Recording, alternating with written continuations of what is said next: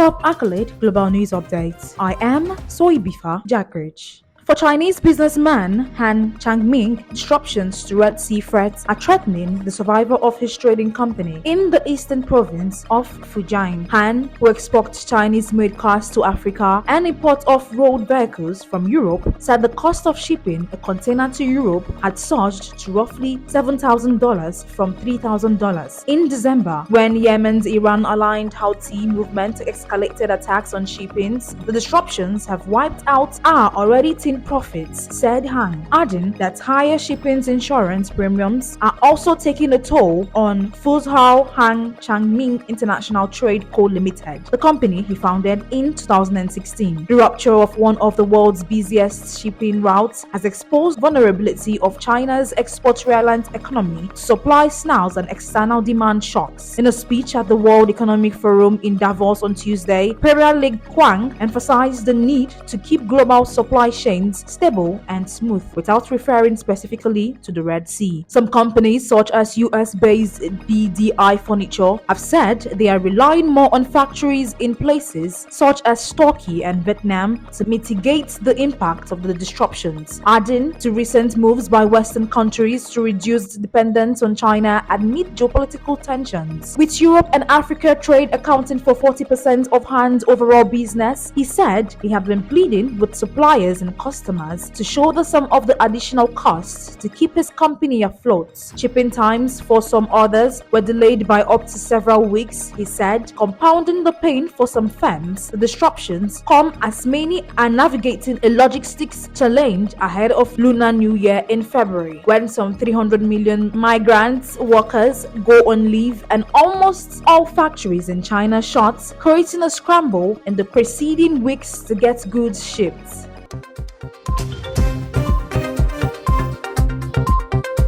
Private jet parking lots at airports near the Indian city of Ayodhya are full, and the shops have run out of gold-plated idols as wealthy devotees prepare for the invite-only opening ceremony of one of Hinduism's holiest temples. Indian Prime Minister Narendra Modi and Asia's richest man Mukesh Ambani are among the 8,000 or so attendees at Monday's inauguration event for the Ram Temple, which devotees believe is built on the birthplace of Lord Ram, a sacred Hindu deity. The construction of the temple, which began after the Supreme Court awarded the site to the Hindus in 2019, more than 2 decades after a Hindu mob razed a mosque there, triggering deadly riots, fulfills a key campaign promise of Modi and his Hindu Nationalist Party. The opening ceremony, organized by the trust that built the temple, comes months before a national election which the ruling Bharatiya Janata Party is widely expected to win, and the who's who of India is expected to be there. It became like a status symbol to be invited to this event, said Rajan Mehra, CEO of Indian luxury charter service club One Air, adding that his fleet, which includes the Dassault Falcon 2000, is booked to make multiple trips next week.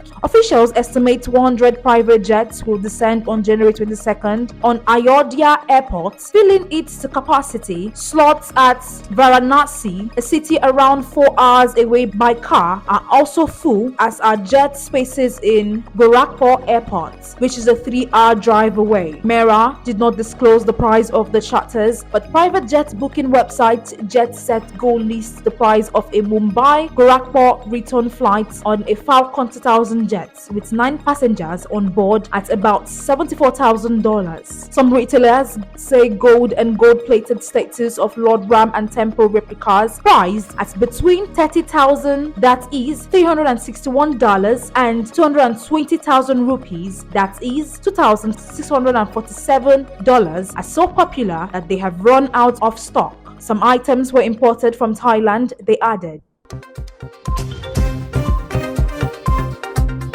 Atlas Air Boeing 747-8 opens new type cargo plane was forced to make an emergency landing at Miami International Airport after experiencing an engine malfunction shortly after departure. The crew followed all standard procedures and safely returned to MIA, Atlas Air said in a statement, adding that it would conduct an inspection to determine the cause of the incident, which occurred late on Thursday. Unverified videos on social media platform X showed flames shooting out of the left wings of the airport aircraft while in flight. The aircraft involved was a Boeing 747-8 flight-aware data showed. Boeing 747-8 is powered by 4 General Electric Gen X engines. Miami-Dade fire rescue responded and no injuries were reported. The airport said it was not immediately clear how many crew were on board. Boeing has been engulfed in a crisis since an Alaska Airlines Open New Tab MAX 9 airliner made an emergency landing after part of its fuselage broke off shortly after takeoff from Portland, Oregon on January 5th. The incident prompted the U.S. Federal Aviation Administration (FAA) to temporarily ground 171 aircraft for safety checks. Boeing shares are down about 15% since the Alaska Airlines incident. The plane maker bid farewell to the iconic 747 early last year, delivering the final plane to Atlas Air and marking the end of an era when the first ever jumbo jets ruled the skies.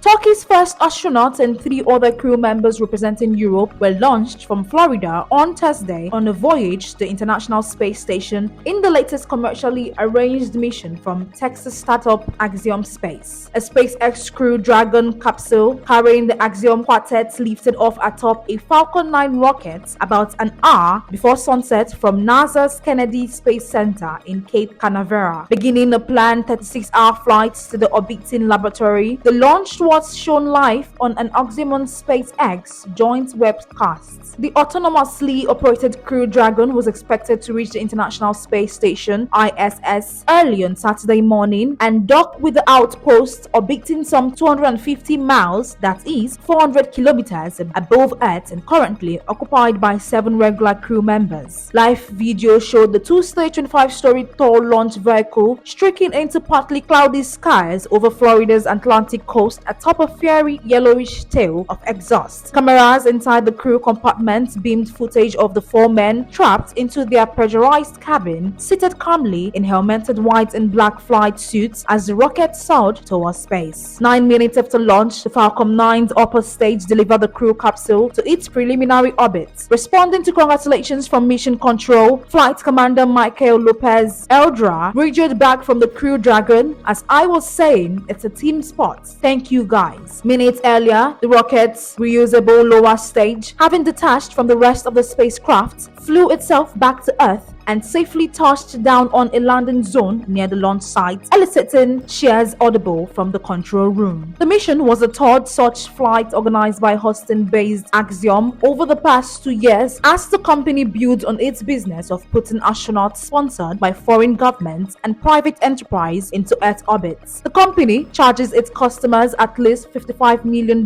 for each astronaut seat.